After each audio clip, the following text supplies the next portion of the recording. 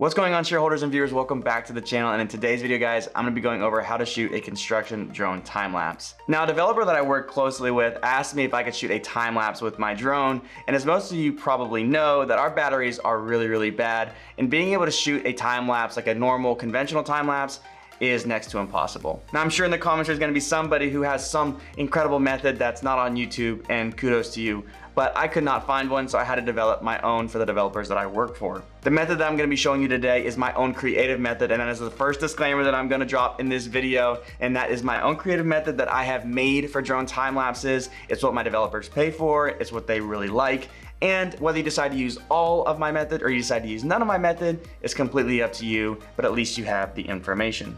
The second disclaimer that I'm going to drop onto you is that you're going to need, obviously, a DJI drone like I stated before. You're going to need Premiere Pro or some editing software. In this video, I'm going to show you in Premiere Pro an example of some of the stuff I've done. You're going to need an SD card. You're probably going to need multiple batteries, and you're gonna need a little bit of patience because this does require a little bit of skill. Like I stated earlier, developers are the typical people that buy this product along with investors, and this skill and ability to be able to make videos like this is a great asset in your repertoire of items that you offer in your business. So now let's get into the steps on how to shoot your construction drone time lapse.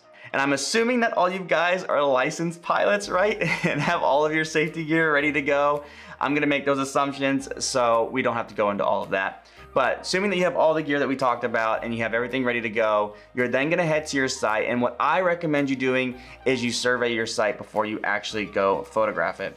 Now, if you miss this step, it's not a massive deal, but it is really helpful to go survey the site, and here's why. Typically, most sites are underdeveloped because you're photographing a new time-lapse construction, and there may be some buildings in the way, or there may be some trees, and you wanna make sure that you have the angles that you want. Otherwise, you're gonna be spending a lot of time on your first trip trying to figure out which angles to get. Now, again, it doesn't make a huge difference if you pick your angles on the first trip, but it is helpful and it is a time saver if you go survey the site really quickly and figure out which angles you want to get for the time lapse. Moving on to step 2, this is going to be where you start filming your establishing shots. Now, before moving on to step 2, like I said in the last video that there was going to be exclusive content in this video. The exclusive content is in the description of this video. You're going to find a link there, and that is going to take you to an unlisted YouTube video, which is the full time lapse of the one that I'm showing clips of in this video. This is a good reference video for both the good and the bad to make a good time-lapse video, so when you make your first one, you make the best one possible.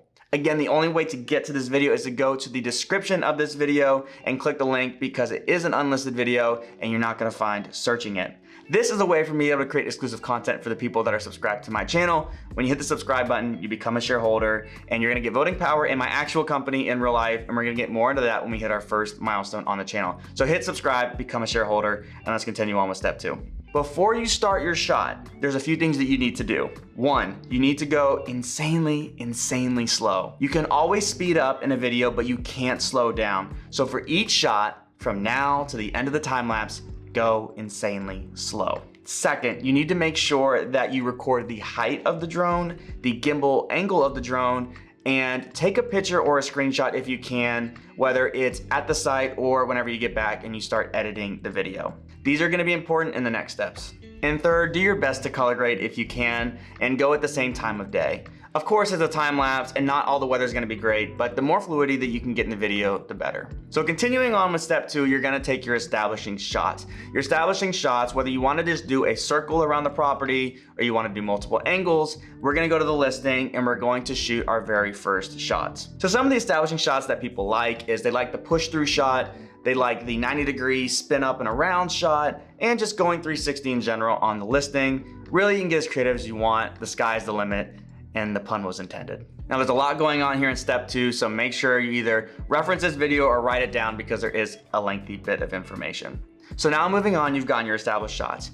You recorded slow, you've got all of your information recorded like we just talked about, and you have a screenshot or you have a picture and you know how to frame your shot moving forward when you go back to the site. So now you're back at the office and we're moving on to step 3. Step 3 is gonna be going on your editing software and setting up your shots.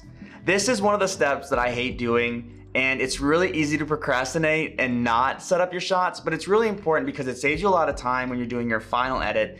And on top of that, you can see how the video actually turned out when you get back from the site. And if you need to make any corrections, you can go out there quickly before they start the next phase of the project. And when you're at the end of the project and you don't look at it till then, you're kind of just stuck with what you have. So it's good to upload it incrementally and be able to make sure that you got the shots that you needed that day. Moving on to step 4, it's pretty much just gonna be rinse and repeat when you go back to the sites with one slight difference. This is where the height and the gimbal angle and the speed are all gonna come into play.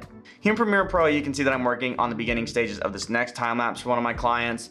You can see here that in the first clip, all the settings are pretty much normal. The clip is just positioned normally because this was my establishing shot. But when you go to the second shot, you can see how much more the clip is zoomed in, but it's still perfectly aligned on the timeline with the other clip.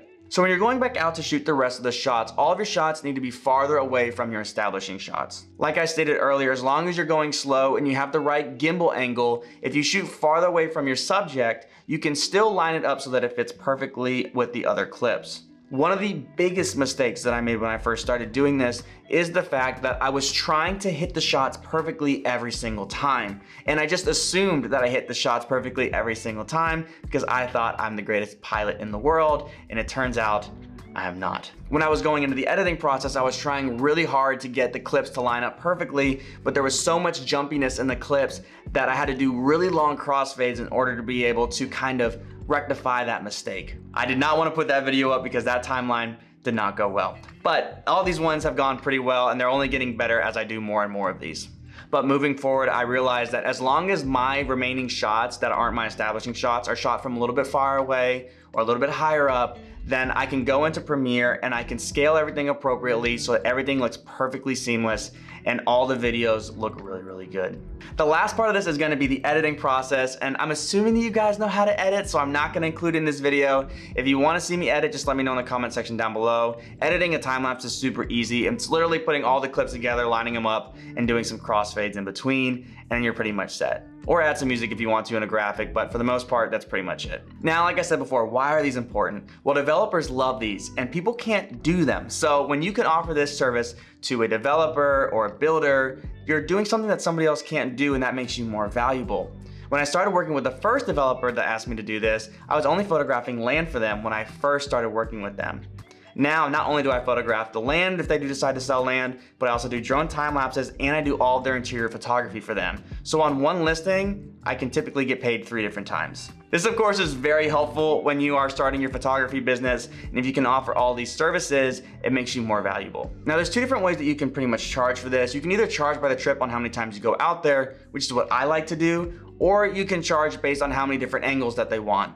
If a developer only wants a 360 view of the build, then that's probably not gonna take a lot of time, and it might be cheaper for them to just pay for that as opposed to the trip, but your pricing is completely up to you. And if you guys want me to get into pricing again, I need you guys to hit the like button and subscribe to the channel, become a shareholder. When you become a shareholder, it's completely free, and you get voting power in my business, and when we hit our first milestone, I'm gonna get more into that on how your voting is gonna play a role directly in my business here in real life and on the channel. But with that being said, guys, thank you so much for watching, and I will see all you shareholders in the next video.